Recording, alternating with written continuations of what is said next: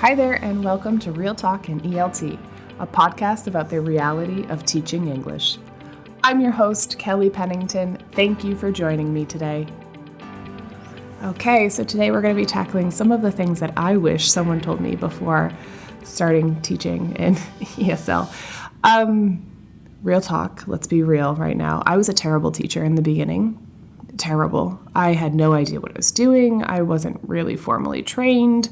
I just kind of jumped into a classroom and it was a bit of birth by fire. I didn't really know what I was doing with my students, and I feel like probably I should apologize to them for the quality of lessons. But of course, my students were fantastic. They got the results that they needed.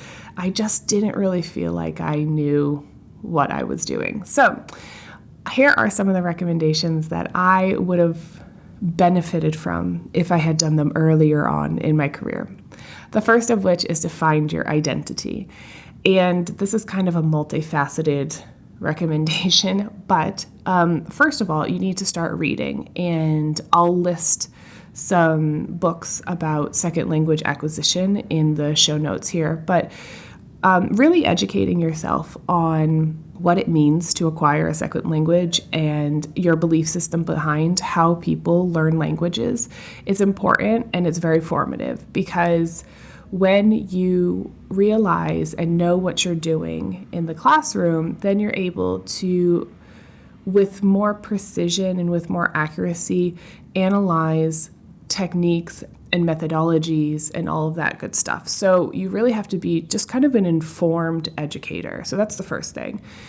And while you're informing yourself, an amazing way to gather information is to observe. And you should do this all the time. As many opportunities as you have, you should be observing.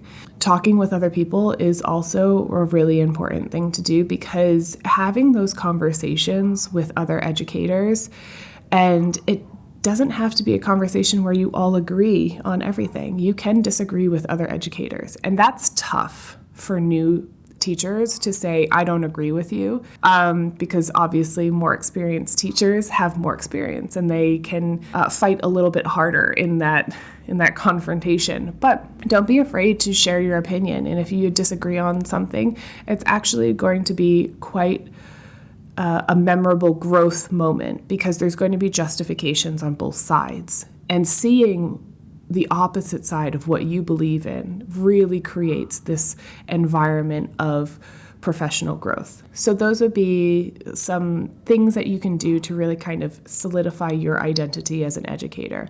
Read some books, observe other teachers, don't agree with everybody, but certainly engage in the conversation, and base your decisions on literature and your classroom experience. My second piece of advice is to find a mentor or someone to look up to. Here's why.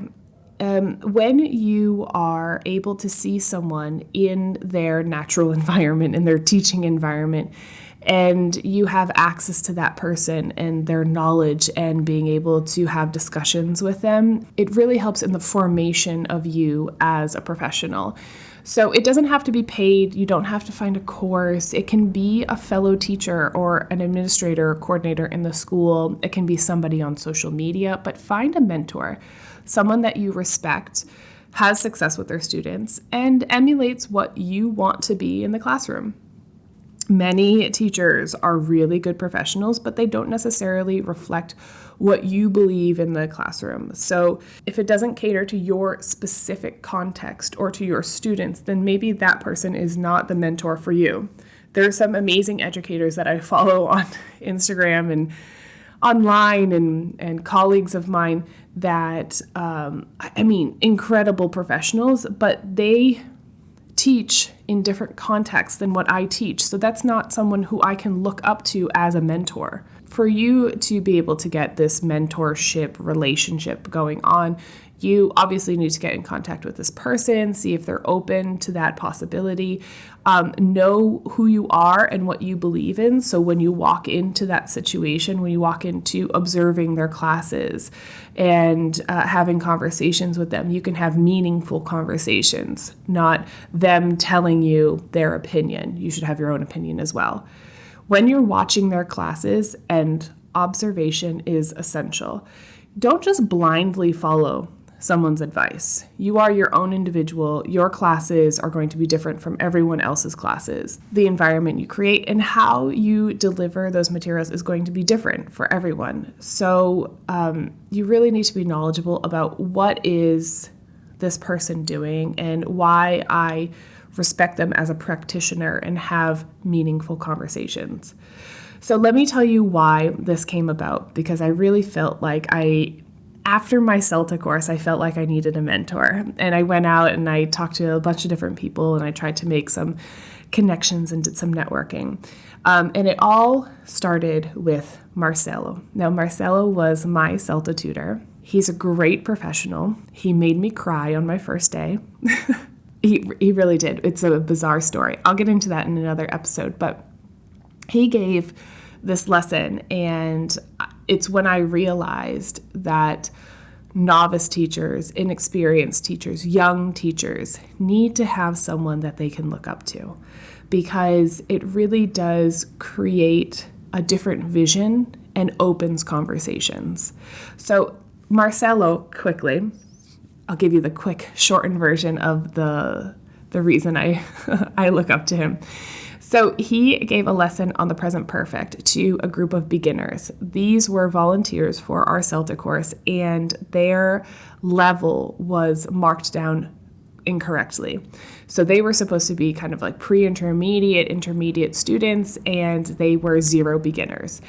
And what happened was he started the class, and we all recognized this in the very beginning, because right with his lead in, he really couldn't get them to produce anything, and he had a whole lesson on present perfect. So we all doubted it. There was a bunch of CELTs in the background, chattering in the back, and we realized, he might not be able to pull this off. Like, what's he going to do?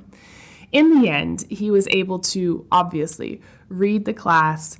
He knew his materials. He's extremely well prepared, and he's a good enough practitioner that he was able to make adjustments. By the end of the class, they were able to produce the language, the target language that they had to produce, which was the present perfect. And this was a group of students that hadn't even seen past simple. So it was pretty amazing to see that he was able to really recognize the issues and adapt. He was able to adapt to the materials and his lesson and his approach to how he was teaching those students in a way that I had never seen before. And it was inspiring, I have to be honest, even though he made me cry on the first day. We've had conversations about that afterwards. He's a great guy. But yes, he was able to do something that I didn't think was possible. And it was inspiring to see. And this is why when you have an experienced mentor, you can see things happening, and then you can have discussions about that afterwards. And it just helps you grow as an educator.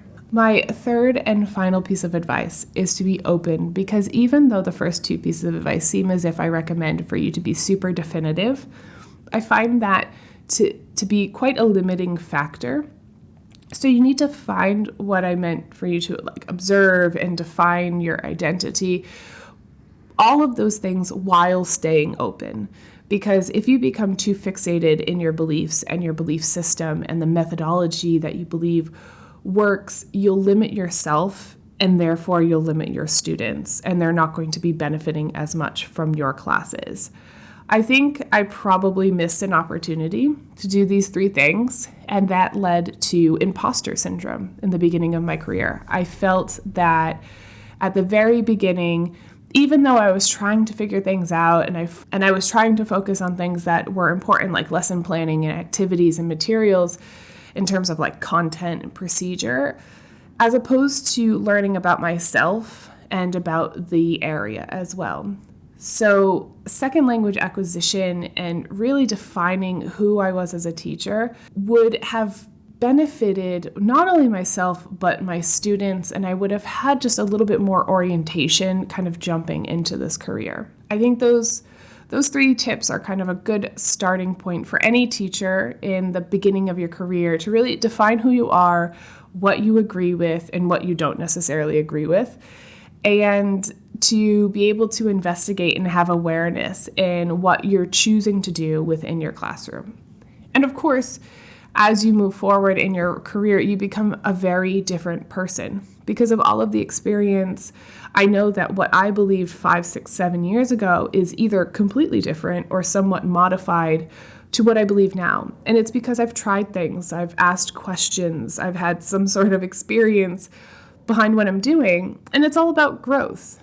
But I think those 3 things really will help a novice teacher get started going in the right direction. We've reached the end of this episode. I hope this quick snippet of what I wish I had done in the beginning of my career is helpful to at least some educators. Thank you for joining me this week. I will be back next episode with some real talk on challenges and some suggestions for your online classroom.